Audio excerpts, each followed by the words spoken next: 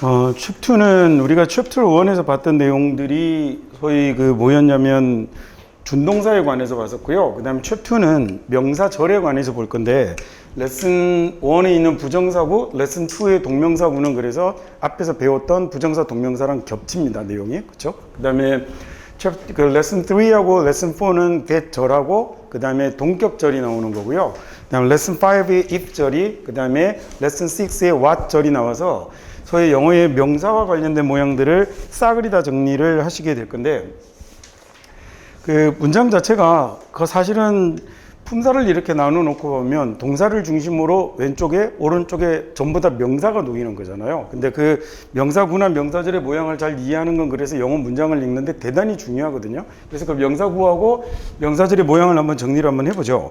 그래서 먼저 명사구는 그 명사를 만드는 구는 영어에 이게, 그러니까 얘를 먼저 제가 정리를 쭉 해두고 그 다음에 레슨 1부터 하나씩 다시 이렇게 한번 들어가도록 하겠습니다.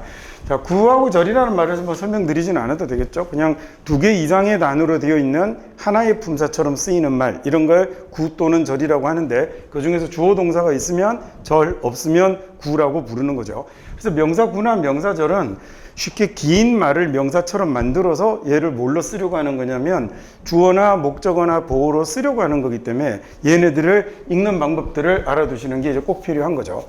명사구는 영어에 고맙게도 다행히 종류가 많지 않아요. 딱 두 가지밖에 없거든요. 그래서 얘는 뭐가 있냐면 하나는 부정사구가 있고요.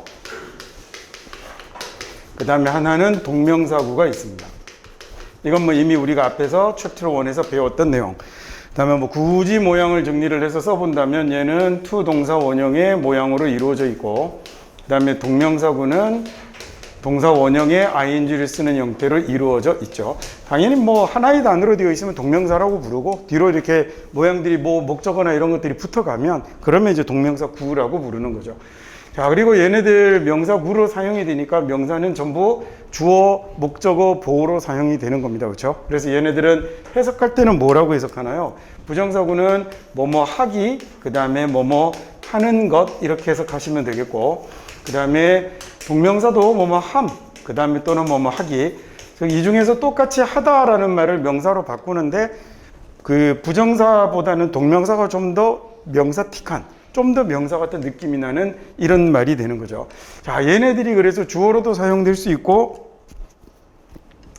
목적으로도 사용이 될 수 있고, 그 다음에 그 보어로도 사용이 될 수 있습니다. 당연히 이 자리에다가 주어로 사용이 되면 은는 이가를 붙이면 되는 거고요. 목적으로 사용이 되면 을이라는 말을 붙이면 되는 거고, 보어로 사용이 되면 이다라는 이런 말을 붙이면 되는 거죠.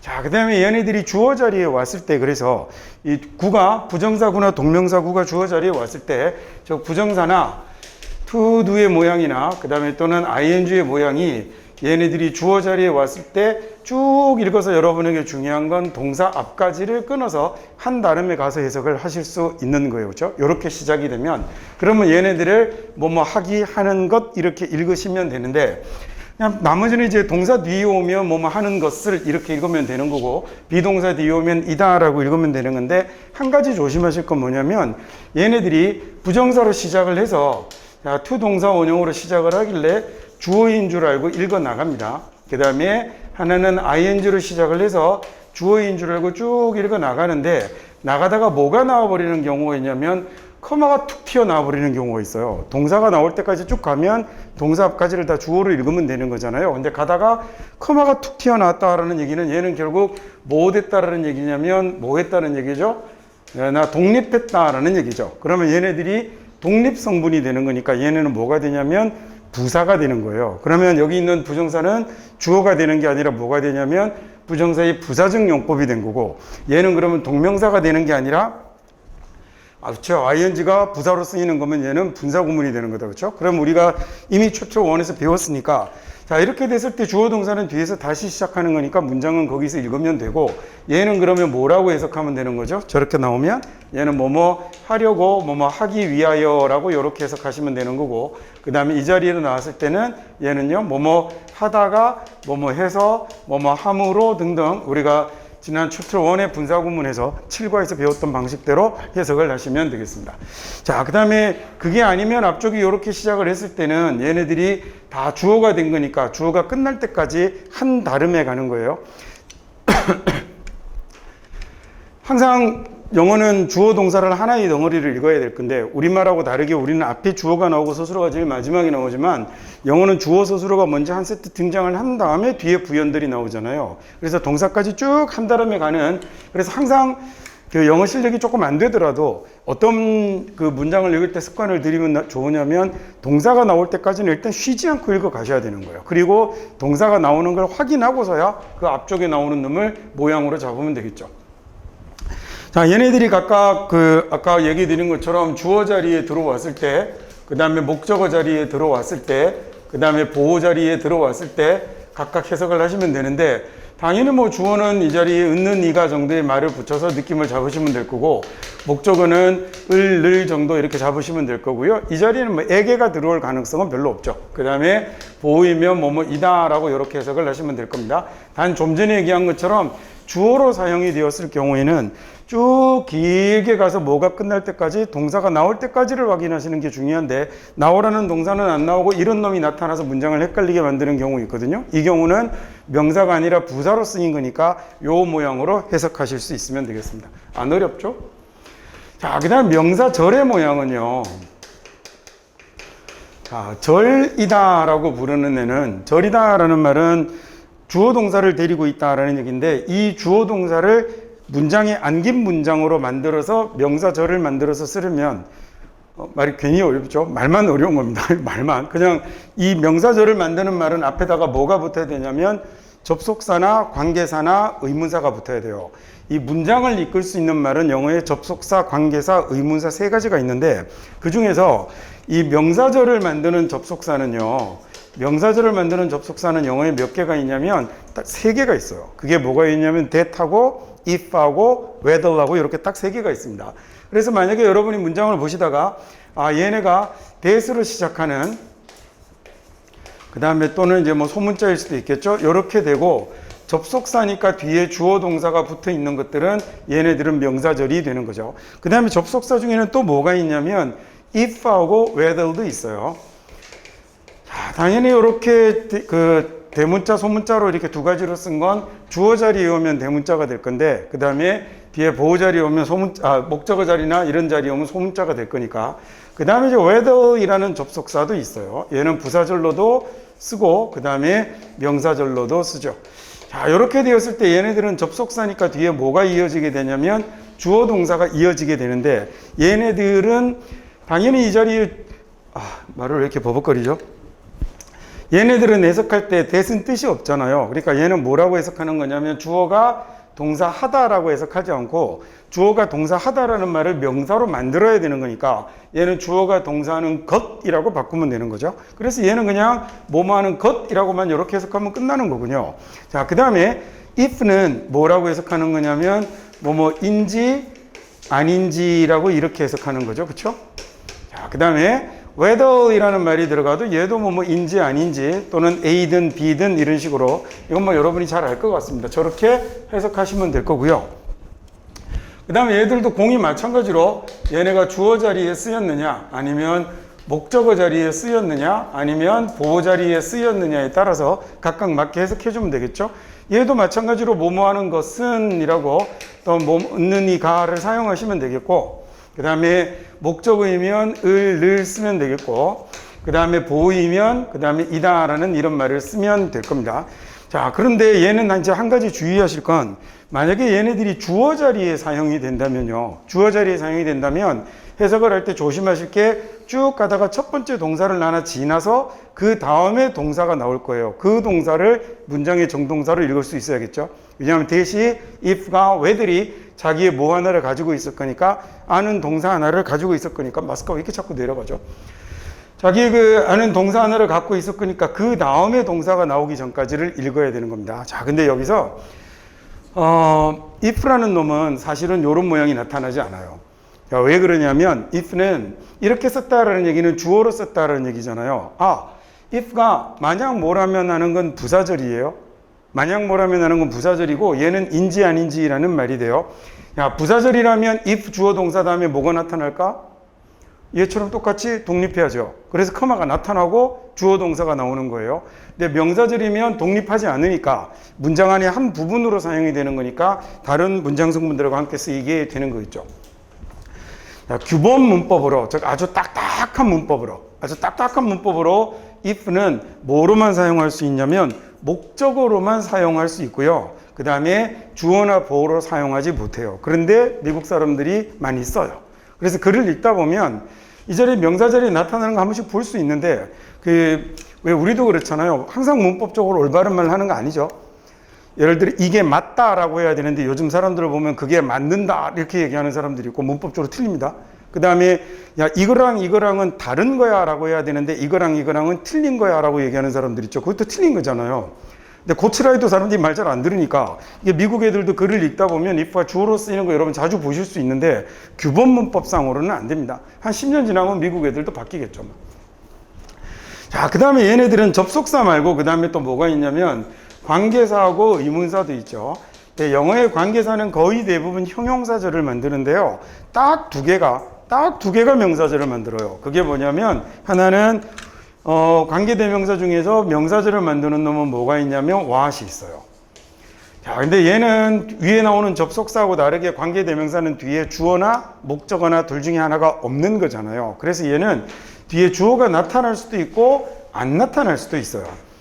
자, 그리 됐건 말건 그냥 그대로 해석을 하면 되는 겁니다. 그 다음에 또 뭐가 있냐면 얘는 자주 쓰이는 놈은 아닌데 ever 이라고 생긴 놈이 있어요. 뭐 whoever, 그 다음에 whatever 뭐 이런 놈이 나타나면 얘네들은 잘 못 봐요. 책 한 권, 여러분 문제집 한 권 다 풀면 한 번 있을 듯 말 듯해요. 주어 자리에 쓰이는 말은. 근데 얘네들도 어쨌든 명사절로는 쓸 수는 있는 말이에요.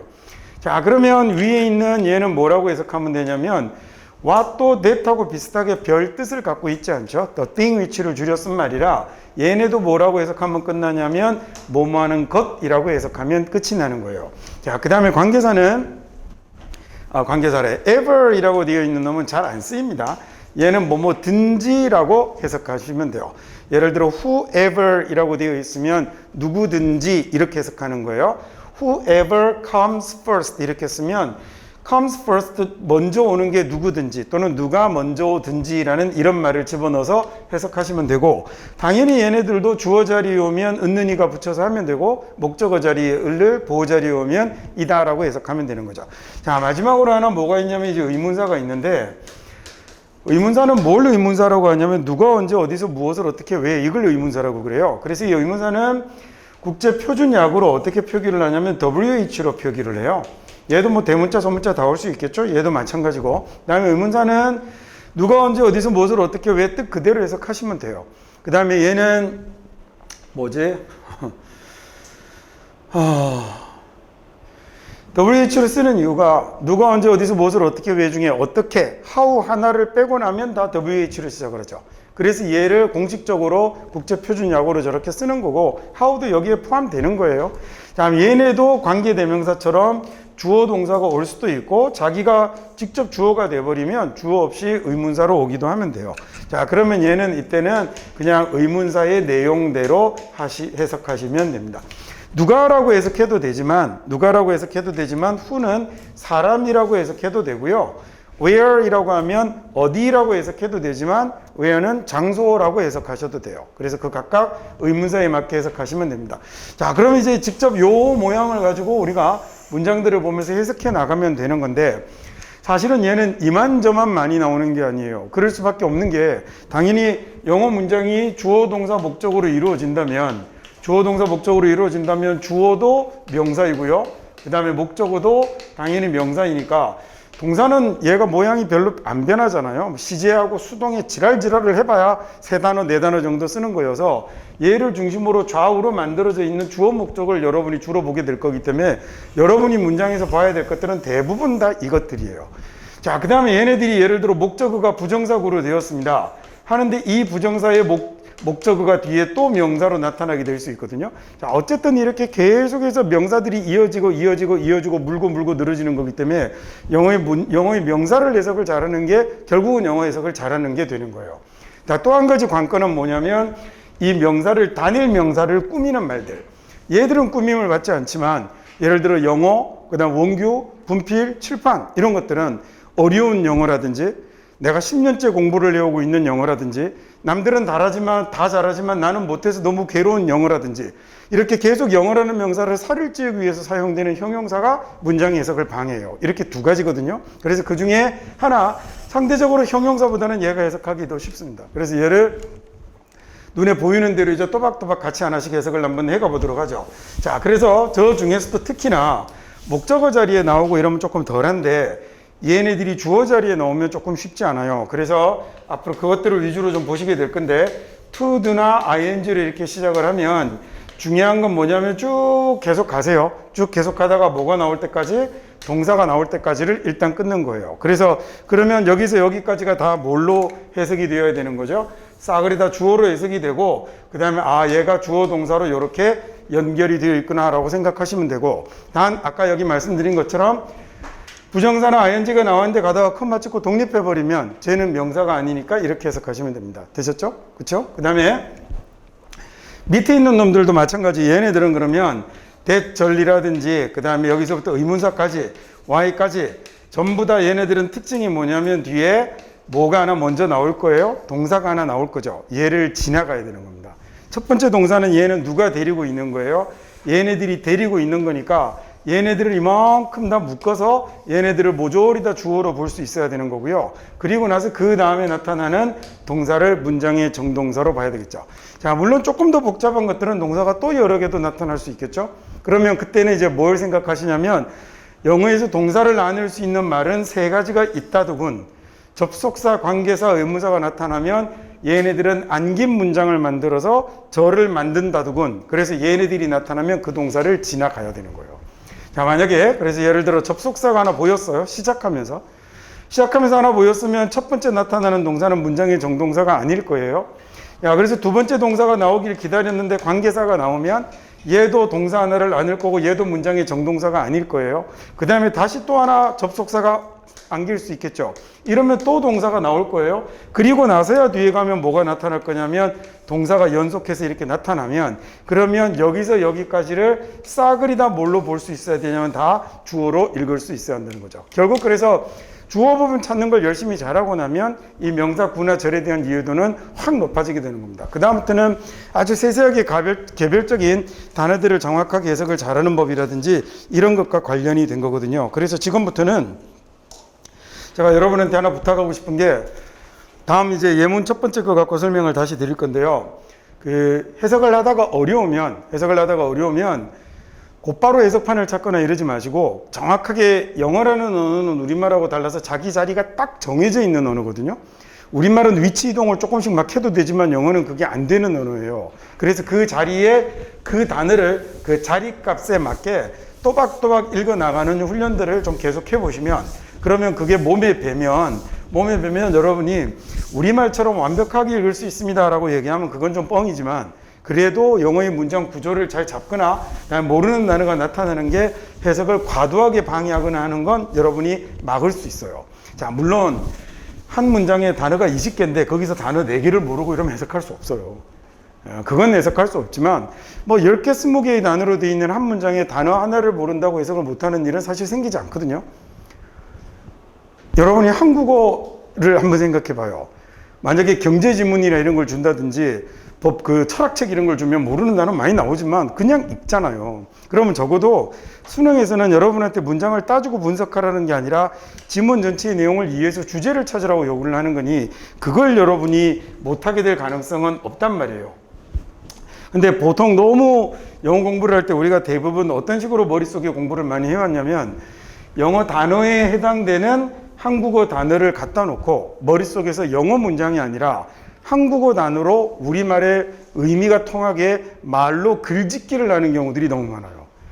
야, 특히 언제 그러냐면 문장이 조금 길고 어려우면 막 그런 습관들이 막 나오는 거죠. 그러면 영원히 계속 긴 문장이나 이런 것들은 극복할 수 없게 되거든요. 그래서 문장을 잘 모르는 문장일수록 정확하게 읽어 나가는데 무슨 얘기냐면 물론 다 아는 단어이겠지만 단어를 모르겠다면 이게 영어 문장의 구조 자체를 이해하는 데도 도움이 많이 돼요. to 다음에 나왔으니까 얘 동사겠죠. 물론 analyze 분석하다라는 단어 알겠지만 그러면 동사 뒤에 명사가 바로 나왔으니까 얘는 이 동사의 목적어가 되는 거겠죠. 그러면 물론 데이터라는 단어 모르지 않겠지만 만약에 모른다 전제하면 데이터를 analyze 하는 것은 이렇게 해석하려고 연습을 해보라는 거죠. 많이 할 필요 없고요. 책 한 권이면 딱 끝납니다. 이 책 한 권 정도에 나오는 문장이랑 우리 책 워크북도 있잖아요. 그래서 그 뒤에 워크북은 문제 뒷방 어렵거든요. 그것도. 그거 하나만 이런 식으로 자꾸 훈련해 가서 읽으면 그러면 나중에 전치사나 그 단어의 위치별로 쓰이는 용도나 이런 것들에 대한 것들을 확실하게 여러분 걸로 만드실 수 있어요. 그래서 대충 넘어가거나 해석판을 펴서 단어 뜻으로 얼버무려서 뜻을 맞추려고 하지 마시고, 얼버무린다는 게 어떤 건지 아시겠죠? 이렇게 말만 통하면 넘어가 버리려고 하잖아요. 근데 그러면 동일한 형태의 문장이 나타나면 또 못하는 거거든요. 그러니까 그렇게 하지 마시고 문장을 좀 정확하게, 적어도 이 책은 우리가 목적이 얘는 부드럽고 편하게 빨리 읽는 게 아니라 정확하게 읽는 게 목적이니까 그렇게 공부를 좀 해보셨으면 좋겠습니다. 무슨 말인지 잘 아시겠죠? 그죠? 자, 그래서 이제 일과에, 챕2의 일과에 나오는 이제 부정사고부터 시작을 한번 해볼 건데, 첫 문장 보니까 to analyze the data라는 말이 뭐가 되고 있냐면 이글의 주어가 되고 있는 거겠죠. 그래서 데이터를 analyze 하는 건 뭐 당연히 뭐 아시겠지만 단어 분석하다라는 뜻이고요. 그래서 데이터를 분석하는 건 가장 중요한 미션입니다 라고 이렇게 읽으면 되겠군요. 자, 두 번째, 그래서 to를 시작하고 있는 거 보니까 주어군요. 쭉 가서 어디까지 가야? was까지 가면 그러면 동사를 잡은 게 되는 거겠죠. 그러면 결국 문장은 너무 단순해서 주어 자리가 제법 단어 몇 개로 만들어져서 단어 8개로 만들어져서 길긴 하지만 결국 주어는 쉬운 문제가 아닙니다 라는 이런 얘기가 된 거니까. employ라는 단어 모르면 어떻게 해보는 거예요? 가장 경험 많고 숙련된 노동자들을 employ 하는 것은 이렇게 해석을 해보시라는 거예요. employ는 채용하다라는 뜻이죠. 물론 뭐 모를 단어가 아니겠지만. 자, 그러면서 영어 단어에 이렇게 쓰임, 단어가 각각의 자리에서 쓰이는 품사의 활용이라든지 이런 것들이 좀 아주 익숙해지실 수 있으니까, 그러니까 대충 읽지 마시고 정확하게 한번 읽어보셨으면. 자, 보세요. 이제, 이거 누리는 것, 인조이 하는 것은 이라고 가려고 하는데, 뒤에 제인장 뭐 나왔죠? 커마가 뚝 등장을 했으니까 얘는, 그러면 앞에 나오는 말이 주어가 아니고 뭐라는 얘기예요? 얘가 하려고, 하기 위해서라는 부사가 된 거죠. 그러면 우리는 take our time이라고 하면 시간을 내다. 좀 시간을 여유롭게 가지는 걸 얘기합니다. 우리가 좀 시간을 가져야 합니다 라는 얘기네요. 어쨌든 enjoy 동사니까 뒤에 나온 richness는 목적어가 된 거겠죠. 그러면 이렇게 풍요로움을 누리기 위해서 이런 말이 된 거군요. 앞으로 enjoy도 즐기다만 하지 마시고 해석해 보시면 즐기다보다는 우리말에 누리다라는 말로 해석하는 게 훨씬 더 나은 경우들이 꽤 많이 있을 거예요. 아마 저게 더 많을 거예요. 그러니까 저것도 조금 해석을 우리들이 이제 단어 뜻 바꾸기도 제가 자주 얘기 드리고 있잖아요. 그렇게 한번 좀 바꿔보시면. 자, 그 다음에 여기 나오는 데에서 명사 나올 자리는 아니겠죠.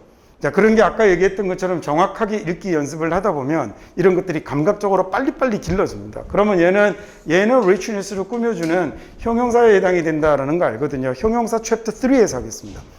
하나씩 낱개로 배워가지만 실제로는 긴 문장을 통해서 정확한 해석 능력을 함양하려고 하는 게 이 과목의 목적이고, 이번 특강 기간에 열심히 해서 끝까지는 못 갈 거예요. 양이 지금 제가 과도하게 욕심을 부려서 너무 자세하게 설명을 하고 있어서 책 끝까지는 다 못 갈 건데, 혼자서 영상을 찍어서 올리더라도 마지막 그 특수구문까지 다 마칠 테니까 여러분들 천천히 공부 잘 하셔가지고 빈자리 없이 잘하면 메꿔 보셨으면 좋겠습니다. 자, 그러면 삶이 제공하기 위해 가지고 있는 뭐 이런 얘기인데 복잡하게 그렇게 하지 마시고 인생이 가져다 주는 풍요로움을 누리기 위해서라고 하면 됩니다. 이 풍요로움을 누리기 위해서 우리는 시간을 가져야 합니다 라는 얘기고요. 자, 그 다음에 이번에는 decide라는 단어가 결정하다, 결심하다, 판단하다라는 뜻도 있죠. 그죠? 상황을 판단해서 결정하는 겁니다. 그래서 decide는 판단하다라는 말도 되고 결정하다, 결심하다라는 말도 돼요. 그 다음에 뭐가 왔냐면 무엇을 결정할지에 대한 목적어가 to go로 와 있는 거죠. 그래서 나가지 않기로 결정을 했습니다라는 부정사가 목적어로 와 있고, because of 뭐 때문이냐면 bad weather, 나쁜 날씨 때문에 라고 했네요. 자, 여기서는 이제 뭐 하나 알아두시면 좋겠냐면 부정사라는 걸 부정할 때는 앞에다가 이렇게 not을 붙이는구나 라는 걸 알아두시면 좋겠습니다. 부정사도 그렇고 동명사도 그래요. 오케이. 자, 그러면 1번 문장 한번 해볼까요?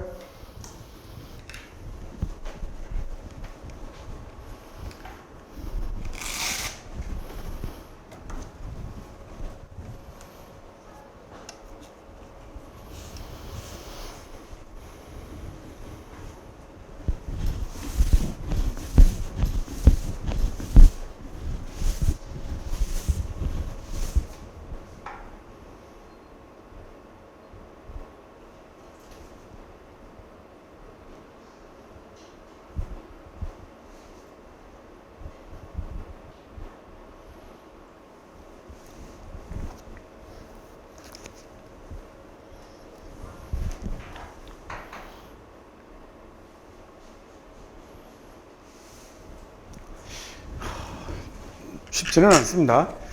주어 자리처럼 쭉 읽고 나가려고 하는데 말이죠. 주어 자리처럼 읽고 나가려고 하는데 쭉 가다 보니 젠장 뭐가 하나 딱 걸려냐면 커마가 걸렸습니다. 근데 이번에는 하기 위하여가 아니죠.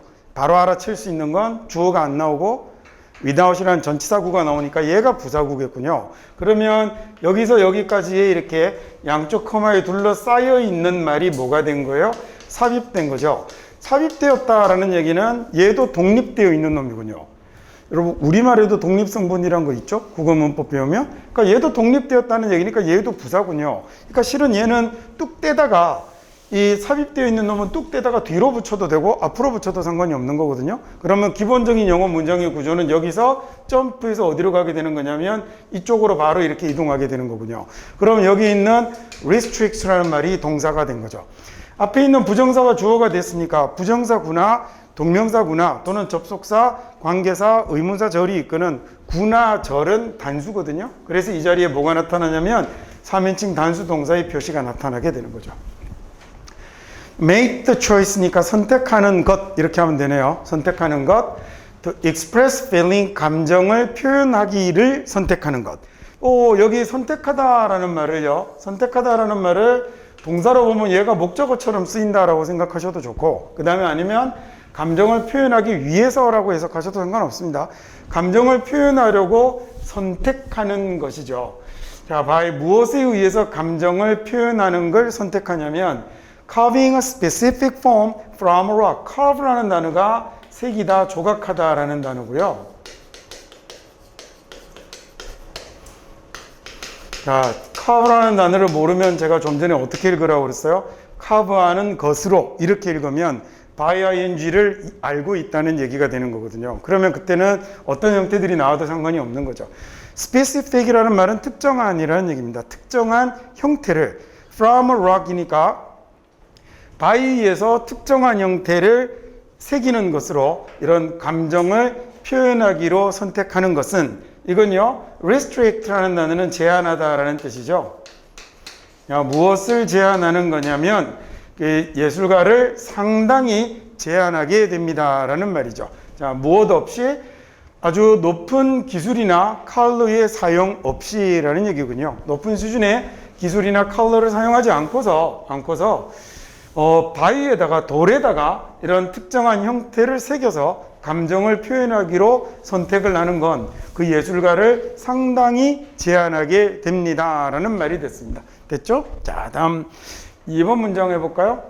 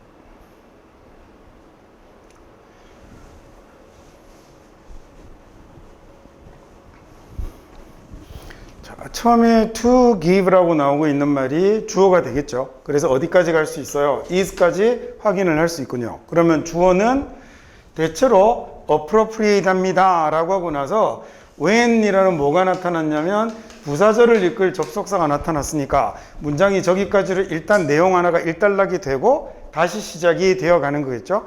접속사가 나타났다라는 얘기는 뒤에 문장의 순서가 또 어떨 거라는 얘기예요. 또 주어 동사로 나올 거라는 얘기잖아요. 그럼 주어가 쭉 가다가 is가 두 번째 when이 데리고 있는 절에 있는 동사가 되는 거겠죠. 그렇죠? 해석해 볼게요. 아주 긴 chronological account of work or procedures는 이라고 했습니다.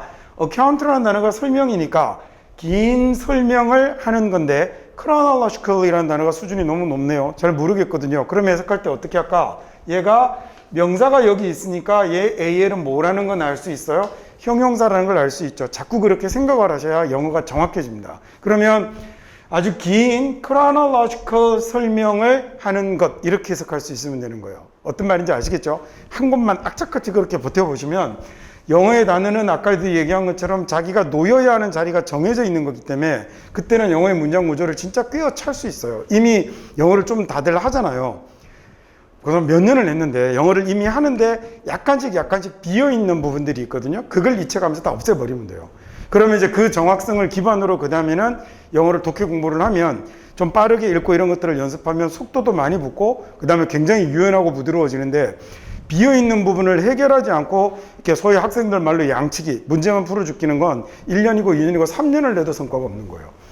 제가 그 얘기를 듣기 공부할 때 요새는 뭐 듣기 문제가 워낙 쉬워서 그럴 것도 없지만 예전에 이렇게 듣기 공부하고 관련해서 학생들한테 그 얘기를 자주 해주는데요. 매일 하루에 듣기 1회문씩 풀면 듣기가 늡니까? 만약에 그럴 거라면 전국의 재수행학원 애들은 듣기는 하나도 틀리지 않아도 돼요. 아주 단순하게 생각하시면 돼요. 왜 안 들렸는지를 찾아서 없애지 않으면 매일 들어도 늘지 않아요. 이 뭐하고 똑같냐면 여러분이 아프리카어 테이프를 하루에 1시간씩 듣는다고 해서 아프리카가 늘지 않아요. 그렇지 않을까? 그게 팝송을 어릴 때부터 얼마나 많이 들었는데 그걸로 영어 실력이 1이라도 보탬이 된 게 있나요? 그게 무슨 단어인지 찾아보지 않으면 이게 무슨 말인지 이해하려고 하지 않으면 어차피 자기 실력으로 붙는 거 아니에요. 그렇죠? 아프리카를 들으면서 이게 무슨 말인지 한번 해보고 막 아프리카는 뭐 배울 일이 없겠지만 어떤 의미로 한 얘기인지 아시겠죠? Is this taken? 이란 말을 못 들어서 못 풀었으면 저게 뭔 소리지? 그래서 is this taken? 이게 자리 있나? 라는 표현인데 내가 왜 못 들었을까? 이렇게 this take과 see taken이 그 다음에 th가 s 다음에 z로 소리가 변하는 현상을 몰랐구나. 그러면 나중에 is this라는 말이 is it이라고 했을 때도 이것도 알아들을 수 있는 역량이 생기겠죠. 똑같은 스펠링이 두 개 붙으면 소리가 한 번만 난다는 사실을 공부를 하고 나면 this it 이러고 나면 this seat가 아니라 이제 this it이라고 읽히는 거 들을 거고 그러면 나중에 bus stop이라고 해도 얘도 이제 알 수 있게 되겠죠.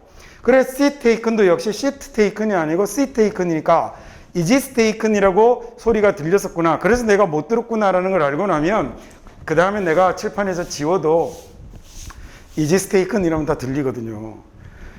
모르는 걸 없애둬야 되는 거예요. 근데 모르는 걸 원리적으로 없애놓은 다음에 bus stop이라는 말을 처음 들으면 또 바로 들립니까? 그건 그렇지 않아요. 저거 맞다. 지난번에 배운 건데 이러면서 자꾸 듣는 양이 많아지면서 그건 완전히 나의 것이 되기 시작하겠죠. 해석도 똑같습니다. 근데 지금 현재 여러분 정도 되면 거의 대부분의 영어 문장에 대한 이해들을 다 갖고 있어요. 그런데 구석구석 찔끔찔끔 이렇게 비어있는 부분들이 있거든요. 그걸 이 책에서 싹 다 없애버리면 되는 거예요. 그리고 거기에 대한 연습의 과정은 본인을 스스로 힘들게 만드는 게 가장 좋은 거죠.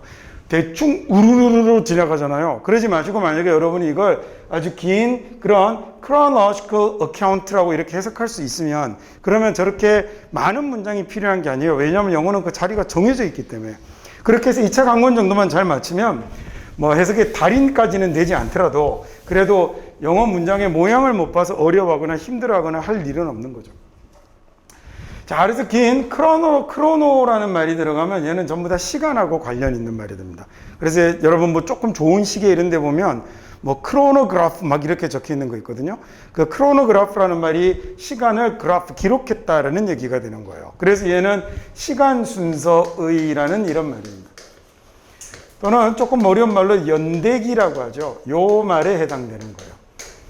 아주 긴 시간 순서의 설명을 하는 것 이렇게 된 거예요. 어떤 워크나 그 다음에 프로시저에 관해서 어떤 작업이나 그 다음에 어떤 과정에 관해서 아주 긴 시간 순서의 설명을 늘어놓는 건 is normally 대체로 일반적으로 appropriate는요 적절한 적당한이 되겠죠. 적절합니다 라는 말이네요. 오직 언제만 적절하냐면 접속사 떴으니까 주어가 나올 거예요. essential point of the paper, 그 페이퍼의 essential한 포인트가, 그 페이퍼의 essential한 포인트가 chronological sequence일 때만 그렇습니다 라고 이렇게 해석할 수 있으면 된다고요. 그러면 이 영어 문장 다 아는 거죠, 그죠? sequence는요, 얘는 순서라는 명사예요. 자, 여기 페이퍼는 논문입니다. 그 논문이 보통 이제 소논문, 이렇게 약간 규모가 조금 적은 논문을 페이퍼라고 부르거든요. 그래서 이 논문의 핵심적인 부분이 시간 순서일 때만 논문의 핵심적인 부분이 시간 순서일 때만 이 작업이나 과정에 대해서 그 굉장히 긴 시간 순서의 설명을 늘어놓는 게 적절하다라는 얘기가 된 거죠. 그 다음에 지문 중간에서 한 문장을 딱 잘라오면 앞뒤에 이렇게 서로 맥락이 없어서 읽기가 조금 어려운 그런 건 있어요. 그래서 긴 지문을 갖고 공부하면 그 나름대로의 장점, 짧은 문장을 갖고 공부하면 또 나름대로의 장점 뭐 이런 것들이 있죠. 3번 한번 해볼까요?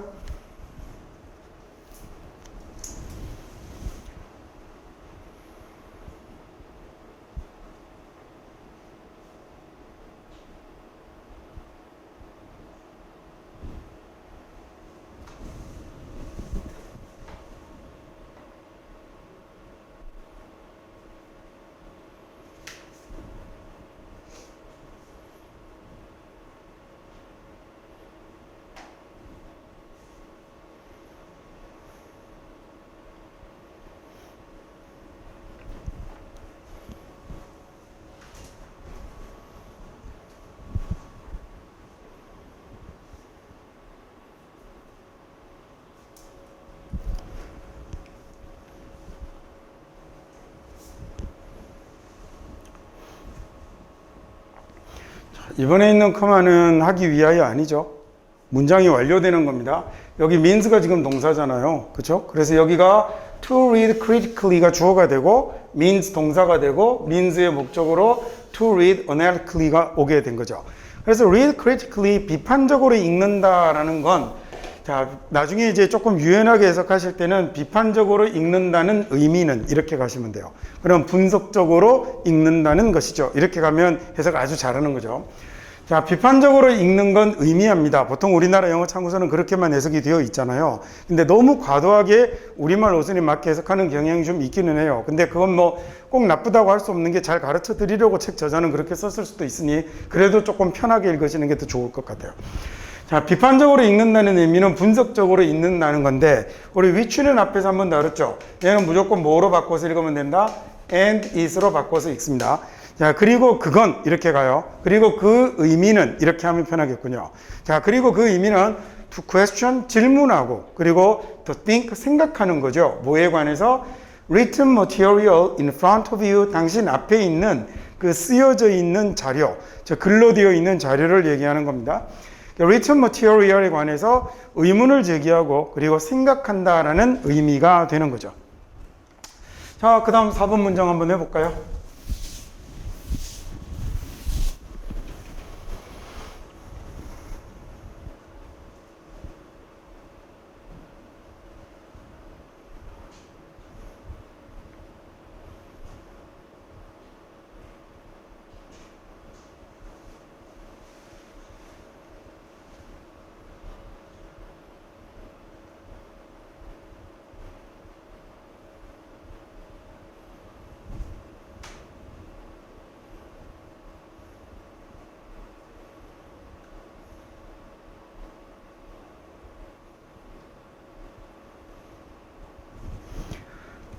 not only라는 말이 나와 있지만 but also가 꼭 나와주지는 않죠.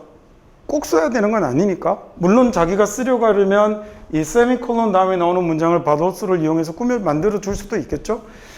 take a long break, take a break는 휴식을 취하는 거잖아요. 긴 휴식을 취하는 것. in the middle of the day니까 낮 동안에 또는 하루 중에 가운데, 하루 중 가운데에 긴 휴식을 한번 취하는 것. 하루 중간에 긴 휴식을 취하는 건 not only 오직 단지 더 건강한 것만은 아닙니다. 그 다음에 내 뭐보다 계속해서 일하는 것보다 건강하기만 한 건 아닙니다. 야, 얘는 또 아니요. 여기서 but only를 쓸 수도 있었겠죠. but only가 아니라 but also를 쓸 수도 있었겠죠. 그건 명확하게 더 자연스럽습니다 라는 얘기네요. apparently라고 하면 얘가 뚜렷한, 명백한, 명확한 이런 말입니다. 형용사로 쓰면 이러하고요. 그 다음에 얘는 지금 뭐가 붙어 있냐면 ly 붙어서 부사를 만든 거죠. 그러니까 뚜렷하게, 명확하게, 명백하게 라고 이렇게 옮기면 되겠습니다. 정확한 해석 때문에 제가 좀 딱딱한 해석을 하고는 있지만 사실 언어 공부하는 사람들은 그렇게 하면 안 돼요. 자꾸 이렇게 부드럽게 편하게 읽으려고 하는데 지금은 어쩔 수 없이 공부하는 과정이라 좀 떼서 사고하겠습니다. 근데 이것 말고 다른 이제 뭐 EBS 교재나 이런 다른 우리 독해 강의에서 하는 것들은 철저하게 이렇게 조금 부드럽게. 근데 그 부드럽게가 처음부터 그걸로만 하면 학생들이 대부분 어떻게 해버리냐면 때려 맞추는 식으로 읽어요. 그래서 정확성에 기반해서 읽을 수 있도록 기회를 갖고 이론 공부를 한번 해보자는 거죠. 이게 요즘은 정말 이론 공부는 시간 내서 하기가 쉽지 않거든요. 지금 이거 대략 여러분 생각하셔도 몇십 시간 걸릴 것 같잖아요. 이게 학기 중에는 하기가 너무 힘든 거여서 이번에 이렇게 좋은 기회를 가진 거라고 생각하시고 잘 정리해 두시고 다음에 이제 점점 부드럽고 편하게 읽어가는 훈련을 해보시면 좋겠습니다. 말이 되게 많죠, 그죠? 5번 한번 해보시죠.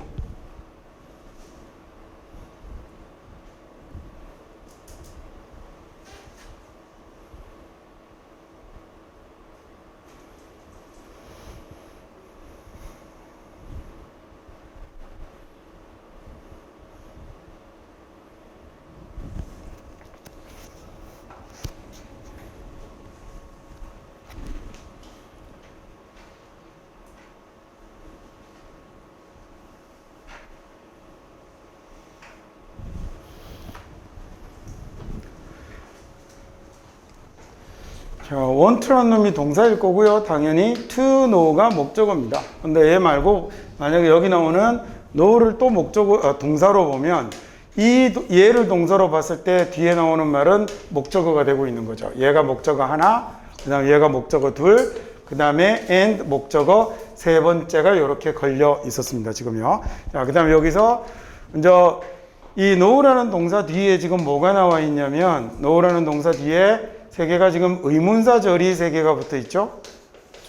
의문사절이 이렇게 되어 있는데 의문사절은 아까 얘는 형용사절도 명사절도 되지만 명사절이 아닐 수도 있어요. 근데 여기는 지금 know라는 놈에 뭐로 쓰였어요? 목적으로 쓰였으니까 명사절 맞죠? 아까 해석하는 건 배우셨고요. 그 다음에 이 의문사절이 명사절이 되어서 문장의 일부분으로 들어가는 것. 주어 자리에 들어갈 수도 있고 그 다음에 목적어 자리에 들어갈 수도 있고 보호 자리에 들어갈 수도 있거든요. 자, 이렇게 의문사절이 즉 의문사 뒤에 뭘 쓰는 거죠? 주어 동사를 쓰는 의문사절이 문장의 일부분이 되어서 이렇게 명사절로 들어가는 걸 얘를 문법용어로 여러분이 여태까지 뭐라고 배우신 거냐면 간접의문문이라고 배운 게 이거예요. 간접의문문이란 말 굳이 쓸 필요 없어요. 그냥 의문사절입니다. 의문사절이 주어, 목적어, 보호 자리에 명사절로 들어가는 예를 보고 뭐라고 하냐면 의문사절이라고 하는 거예요. 근데 의문사가 달려있기는 하지만 실제로 물어보는 말은 아니므로 얘는 뒤에 어순이 주어 동사로 붙어야 하는 거죠. 그래서 지금 똑같이 이런 모양이 되어 있습니다. 자, 그 다음에 여기 나와 있는 what은 what이라는 말은 명사로도 쓰고 형용사로도 쓰거든요. 근데 what이 지금 뒤에 뭐가 붙었죠? what kinds라는 명사가 붙었잖아요. 그러면 여기 있는 what은 명사가 아니겠군요. 그러면 얘는 뭘 꾸며주는? 얘를 꾸며주는 형용사로 쓰이는 what이 된 거죠. 그럼 이때 what은 무슨 뜻이에요? what이 형용사가 되면 어떤이라는 이런 말이 되죠. 그래서 what kinds of girls가 어떤 종류의 여자아이들 이렇게 된 거예요. what kind of라고 할 때 어떤 종류라고 이렇게 해석하잖아요. 이때 what은 형용사예요. 뭐 형용사라는 건 몰라도 좋은데 what이 이렇게 명사를 꾸밀 때는 해석을 이렇게 한다는 건 아셔야 하겠죠. 자, 그는 알고 싶었습니다. 어떤 종류의 여자들인가? Her sisters were 그녀의 sisters들이 자매들은 어떤 종류의 여자들인지 알고 싶었고 자, 이게 말이 어순이 이상하면 원래는 her sisters were 이렇게 될 거고요. 그녀의 자매들이라는 sisters 그 다음에 were 그 다음에 what kinds of clothes 이렇게 될 건데 어떤 종류의 여자들이다 이런 말이 될 건데요. 그런데 의문사가 있으니까 의문사가 있는 말이 어디로 가게 되죠? 제일 앞으로 가게 된 거죠. 그래서 what kinds of clothes가 앞쪽으로 가고 her sisters were가 남은 겁니다. 두 번째, 세 번째 지금 다 마찬가지예요. 왜? I want to know 라고 쓰면 난 네가 누군지 알고 싶어 라고 할 때 I want to know 다음에 you are who 라고 이렇게 쓰지 않잖아요. 너는 who이다가 아니고 who you are이라고 의문사는 앞으로 가죠. 근데 얘 지금 의문사가 앞으로 가긴 가는데 의문사가 자기가 꾸며주는 말하고 한 세트로 되어 있군요. 그러니까 얘는 패키지로 같이 따라 움직여야 되는 거죠. 그래서 어떤 종류의 여자들인지 그는 알고 싶었습니다. 그래서 그 어떤 종류의 여자들인지 자매들이 자, 그 다음에 두 번째 what her father was like 아버지는 또 어떠신지 and 그리고 how long 얼마나 오랫동안 her mother 어머니는 had been dead 죽은 상태인지 자, 오랫동안 죽은 상태이다라는 얘기는 무슨 얘기겠어요? 돌아가신 지 얼마나 됐는지, 얼마나 오래됐는지라는 얘기입니다. what이라는 말이 앞에 있고요. 그 다음에 her father이라는 말이 나왔네요. 자, 아버지가 나오고 그 다음에 was 나오고 like가 붙었습니다. 야, 이렇게 쓰이는 거 보니까 여기 was가 동사인 건 be가 동사인 건 다 알겠네요. 그러면 like가 동사일 수 없죠. like가 동사일 수 없잖아요. 그럼 얘는 좋아하다가 아니겠군요. 그럼 like는 동사가 아니면 전치사나 형용사로 사용이 되는데 얘가 전치사나 형용사로 사용이 될 때 like는 어떤 의미로 쓰이죠? 뭐뭐처럼, 뭐뭐 같은 이런 말로 쓰이잖아요. 그러면 얘가 뭐뭐처럼, 뭐뭐 같은 이라는 like였겠군요. 의문사라서 what이 앞으로 가 있는 거니까 얘 뒤로 한번 데리고 와보세요. 그러면 like what이 됐네요. 그러면 her father은 was like what과 같다라는 얘기가 된 거죠. 그러면 직역해보세요. 아빠는 무엇과 같다라는 얘기인데 의문문이니까 what을 앞으로, 의문사니까 what을 앞으로 당겨갔잖아요. 아버지는 무엇과 같으니 라는 얘기는 아버지는 어떠니 라는 얘기가 되는 거예요. 자, 그래서 오늘 날씨가 어때요? 너무 더워요. 죽을 것 같아요. 라고 할 때 How is the weather today? 라고 이렇게 쓰지만 얘를 어떻게도 쓸 수 있냐면 What is the weather? 짧게 쓰려고 날짜 이런 건 다 뺄게요. 그리고 like 이렇게 쓸 수도 있어요. 그러면 이렇게 what하고 like가 같이 쓰이면 얘가 여기서 보신 것처럼 like what처럼 쓰이는 거니까 무엇과 같으니 이런 말이 되는 거니까 얘가 하나의 말로 바꾸면 위에 있는 여기처럼 how로 바뀐 것과 같구나라고 이렇게 생각하시면 될 것 같아요. 그래서 여기도 what her father was like라는 말은 how her father was로 바꿔도 같은 말이 되는 거죠. 아버지는 어떤지. and 그리고 how long 얼마나 오랫동안 her mother had been dead 어머니는 돌아가신 상태인지 즉 어머니가 돌아가신 지는 얼마나 되었는지를 알고 싶었습니다 라는 얘기예요. 저렇게 깐깐하게 작은 거 하나하나를 이렇게 다 따져서 다시 얘기하지만 모르는 걸 싹 없애버리는 거예요. 많지 않거든요 생각보다. 말이 뭐 복잡해봐야 지가 얼마나 복잡하겠어요. 그래서 이 책 한 권 마칠 때 되면 여러분이 앞으로 봐야 될 영어의 구문 또는 뭔가를 꾸민다든지 말의 용법 이런 거와 관련해서 100개 중에 97개, 8개는 다 나올 거예요. 그 다음부터 이제 본인이 그걸 얼마나 잘 기억하느냐의 문제가 되는 거겠죠. 자, 6번 해보시죠.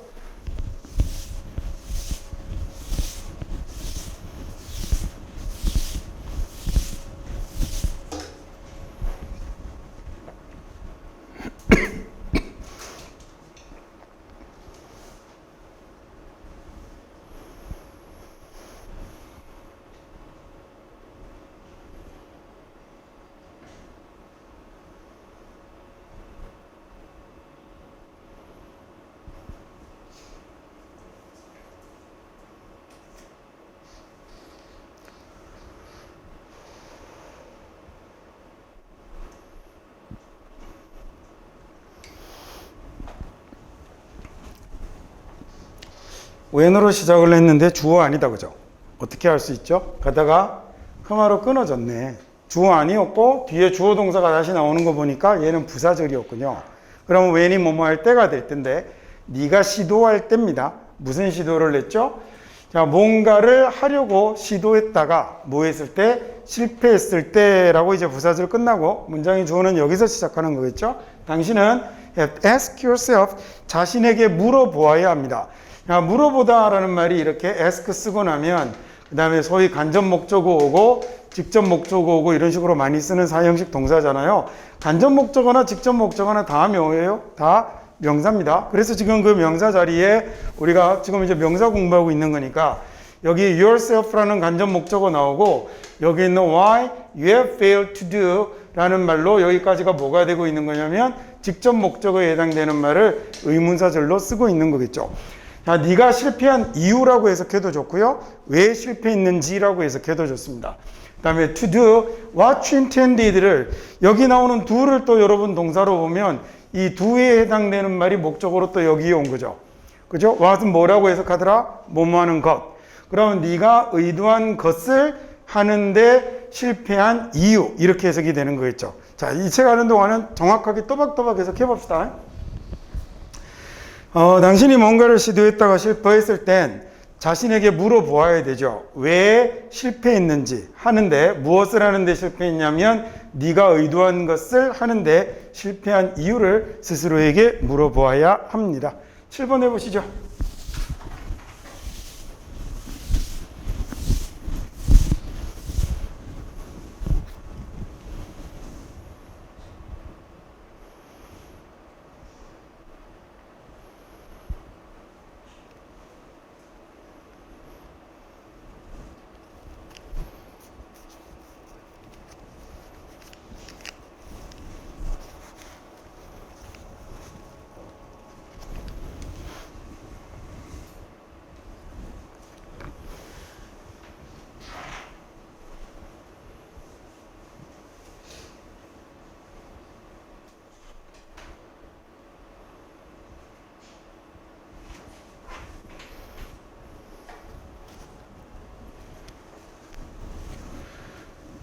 만약에 당신이 계획을 짜고 계획을 가지는 거잖아요. 그러니까 갈 계획이면 뭐 이러면 되겠죠. 어디로 갈 계획이냐면 미국 대학에 갈 계획이면 need to learn, 배울 필요가 있다라는 말인데, 필요가 있다라고 해석하셔도 되고, need to do는 해야 된다라는 말을 부드럽게 완곡하게 얘기하는 방법이죠. 그래서 그냥 해야 한다라고 해석하셔도 돼요. 당신은 배워야 할 겁니다 라는 말에 learn을 여러분 동사로 보면 뒤에 나오는 how to write라는 말은 목적어가 되는 거 있죠. 부정사 앞에 지금 뭐가 붙었나요?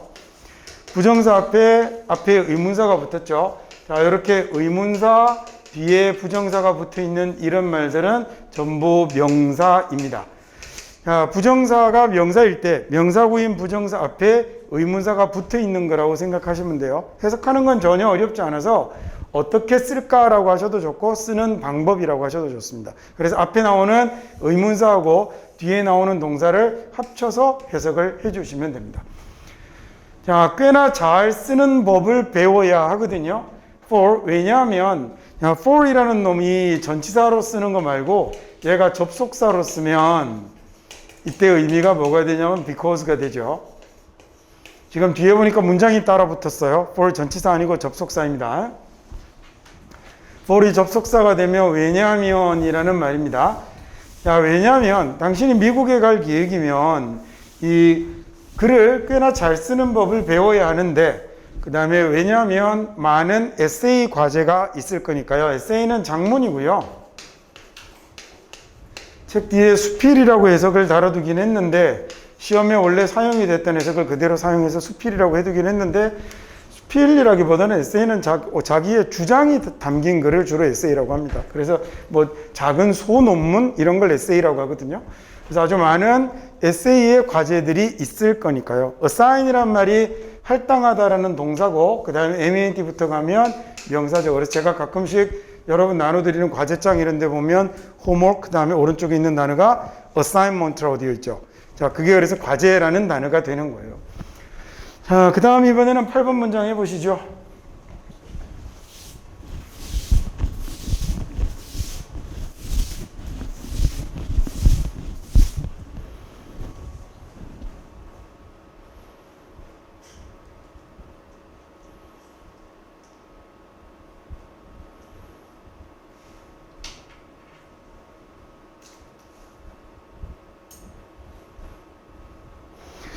선생님들이 노력하고 있죠. provide 이런 학생들에게 제공하려고 노력하고 있는데, 이 provide라는 말이 나타나면 얘가 뒤에 사람이 오고, 그 다음에 사람 이렇게 표시합니다. somebody. 그 다음에 뭐가 오냐면 with가 오고, 그리고 나서 뒤에 뭐가 오냐면 something이 오죠. 사물 이렇게 옵니다. 그래서 누구에게, 그 다음에 무엇을 이런 형태로 쓰죠. 이거 위치가 바뀌기도 해요. something이 오고 그 다음에 somebody가 뒤에 가기도 하는데, 이렇게 오면 이때는 이 자리가 with가 아니라 뭘 이용하냐면 for를 이용을 합니다. 자, 그래서 누구에게 무엇을 주다라는 말이 되죠. 흔히들 뭐라고 많이들 부르냐면 공급동사야 라고 이렇게 부르는 거잖아요. 이 책 뒤에 이런 종류의 전치사를 항상 데리고 다녀야 되는 동사들을 또 다 정리해 뒀거든요. 그래서 몇 가지가 있어요. 한 6가지 정도. 그래서 거기 가서 또 다시 뭐 공부를 한번 해볼 겁니다. 아주 대표적으로 이제 여기에 공급하다라는 말로 쓰이는 것 중에 이게 왜 시험에 자꾸 나오고 중요하냐면요. 영어의 원래 영어권 사람들이 쓰던 단어는 주다라는 말을 쓸 때 전치사를 쓰지 않고 사형식으로 누구에게 무엇을이라고 쓰잖아요. 그래서 헷갈리는 거죠. 근데 얘네들도 그래서 with 없이 써서 사형식처럼 쓰면 틀리는 거예요. 그래서 얘가 영어 시험에 자꾸 나오는 거예요.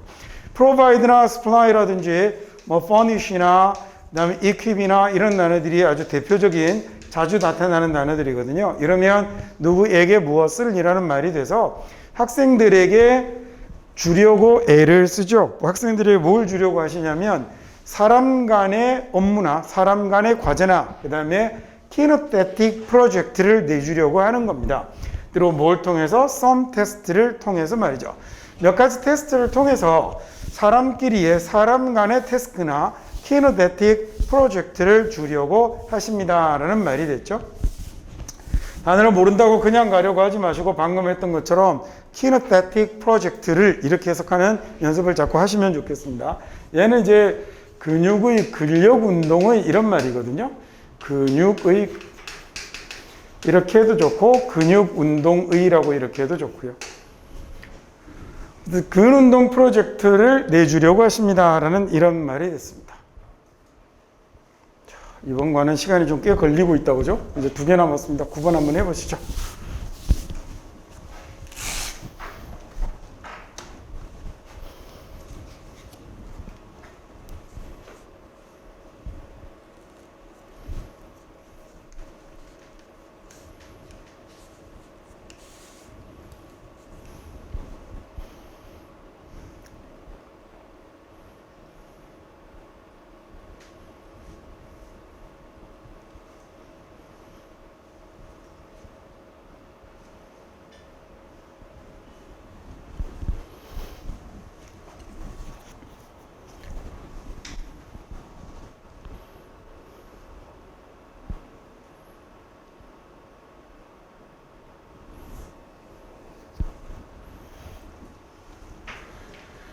Some people point out 이라는 말은 얘가 가리키다, 지적하다 라는 이런 얘기고요.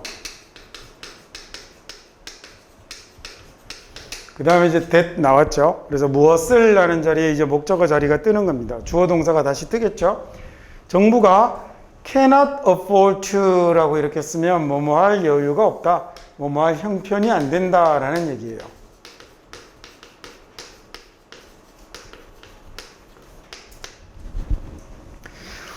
그 다음에 방금 봤던 provide가 나오네요. provide라는 동사가 나왔더니 그 다음에 뭐가 나왔냐면 목적어가 나오고, 이번에는 그런데 목적어가 사람이 아니라 사물로 나왔더니 전치사가 뭐가 나왔죠?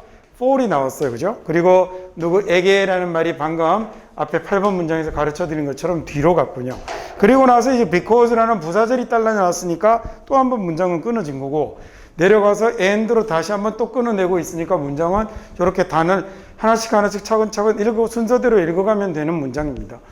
일부 사람들은 지적을 하죠. 뭐라고 하냐면 정부가 형편이 안 된다, bilingual education을 제공할 형편이 안 된다라고 얘기하는 거죠. 누구에게? 모든 이주자들에게 라는 얘기입니다. immigrate이라는 말이 이민 오는 거거든요. 자, 이게 이주에 오는 거예요. 이민 오는 거. 그 다음에 얘가 오는 거일 때 나가는 건 뭐라고 그러냐면 migrate이라는 말이 이주하다라는 동사예요. 얘가 이동하다, 이주하다라는 뜻인데 immigrate이라고 했으니까 쟤는 어디로 들어온 거죠? 안으로 들어온 거였군요. in을 쓰려다가 뒤에 m이 있길래 발음하기 좋게 m으로 바꾼 거고요.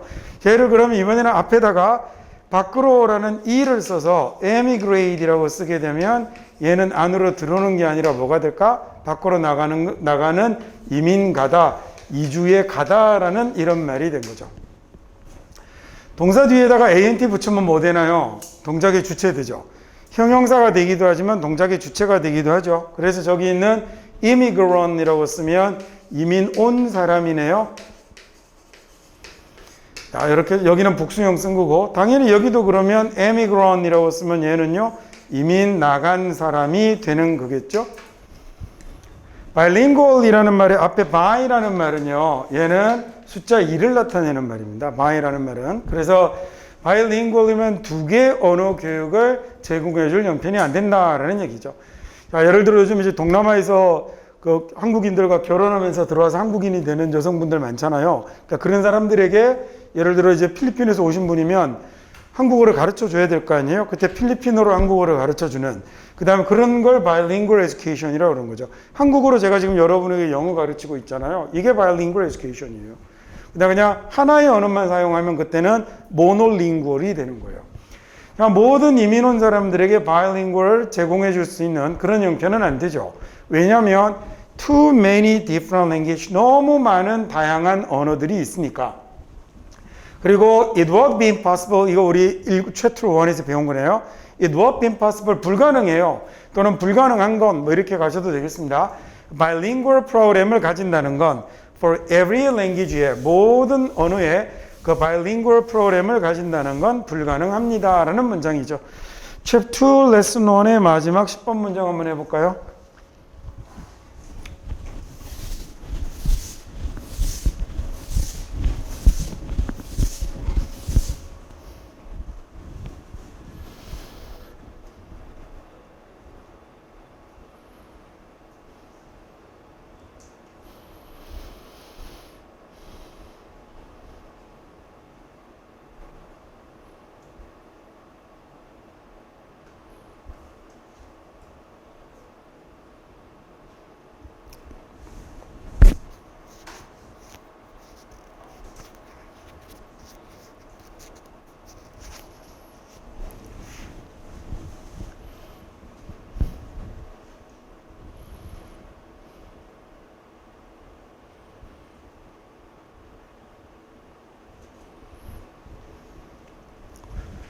American students는 대체로 tend to라는 말은 뭐뭐 하는 경향이 있다라는 얘기죠. 그 다음 regard라는 동사는 뭐뭐라고 생각하다, 여기다, 간주하다라는 얘기인데 앞에 A가 나오고 나면 이 자리에 뭐가 들어가냐면 as가 반드시 들어가야 되는, 아까 provide가 with랑 붙어 다니는 것처럼 얘도 반드시 전치사랑 같이 붙어 다녀야 되는 놈입니다. 그래서 뭐 think of라든지 look up이라든지 이런 놈들이 주로 이러하죠. 얘도 뒤에 가면 한과를 차지하고 있습니다. 워낙 잘 쓰이는 놈이라 뒤로 가서 한번 보실 겁니다. 자, 그래서 미국 학생들은 대체로 교육을 뭐로 여기는 경향이 있냐면 여기다, 생각하다, 간주하다 이렇게 하면 됩니다. 교육을 뭐라고 여기냐면 vocation의 준비라고 여기는 경향이 있죠. vocation 단어 모르면 저렇게 읽는 거예요. vocation의 준비라고 여기는 경향이 있죠. 자, 그 다음에 and 다음에 to가 나온 거 보니까 얘는 뭐하고 연결이 되어 있다라는 얘기냐면 앞쪽에 to하고 연결이 되어 있다는 얘기네요. 그럼 여기하고 연결이 되었겠군요. 자, 미국 학생들은 대체로 여기는 경향이 있죠. 그래서 다음에 impatient, 초조해 하는 경향이 있군요. 이렇게 두 개가 연결이 된 거겠죠. impatient이라는 말은 얘가 초조한, 참지 못하는, 안달이난이라는 이런 얘기입니다. IM을 떼버리면 patient이라고 쓰게 되면 얘가 뭐가 되냐면 참을성 있는 이라는 이런 말이거든요. 그래서 impatient이 되면 참지 못하는, 안달이 난 이런 말이 되는 거죠. 미국 학생들이 말입니다. 대체로 여기는 경향이 있어요. 교육을 뭐라고 여기는 경향이 있냐면 vocation의 준비로 여기는 경향이 있고요. and 그래서 to be impatient, 초조해야 하는 경향이 있죠. 어떤 undue emphasis, undue라는 말은 얘는 지나친, 과도한이라는 뜻입니다.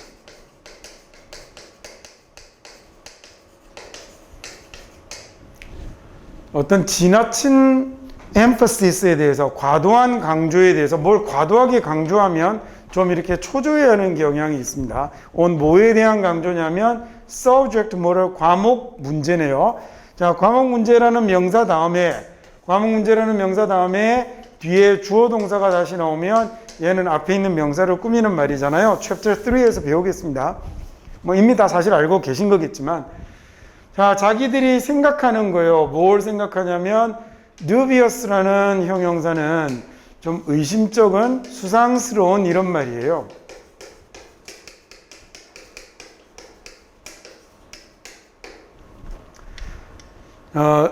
practical value라고 했으니까 실용적인 가치거든요. 좀 실용적인 가치가 수상쩍다고 생각이 되는 그런 과목에 대해서 지나치게 강조를 하면 그러면 얘네들은 좀 불안해하고 초조해하고 좀 마음에 안 들어하는 이런 경향이 있습니다라는 얘기가 됐죠. 그 다음에 다시 해석해 볼게요. 어떻게 된 건지 아시겠죠? 저기 vocation 단어 가르쳐줘야죠. 이 휴가라는 단어하고 스펠링 하나가 다르네요. 휴가는 A잖아요. 그거 말고 vocation이라고 쓰면 얘는 직업입니다. 그러니까 vocational이라고 하면 직업의 직업적인이라는 이런 말이 되겠죠. 미국 학생들은 대체로 tend to 뭐 하는 경향이 있냐면 우리가 education 교육을 as vocational preparation 직업의 준비로 여기는 경향이 있어요. 그래서 뭔가 교육을 한다라고 하면 학교를 다닐 때 이건 향후에 직업을 준비하는 거야 라고 생각하는 경향이 있어서 impatient, 아주 불안해하죠. 초조해하죠. 어떤 지나친 강조에 관해서 어떤 과목에 대해서 지나치게 강조를 하면 어떤 과목이냐면 자기들이 여기기에 실용적 가치가 좀 수상한, 실용적 가치가 좀 의심스러운, 저거 나중에 직업생활에 써먹을 수 있을까? 라는 이런 생각이 되는 걸 너무 학교에서 지나치게 강조하거나 이러면 거기에 대해서 impatient하는 경향이 있다라는 얘기겠죠. 와, 우리 이 책 하면서는 레슨 중에는 가장 긴 시간이 걸린 것 같습니다. 어쨌든 여기 레슨 1 부정사고 여기까지 해서 마치도록 하죠.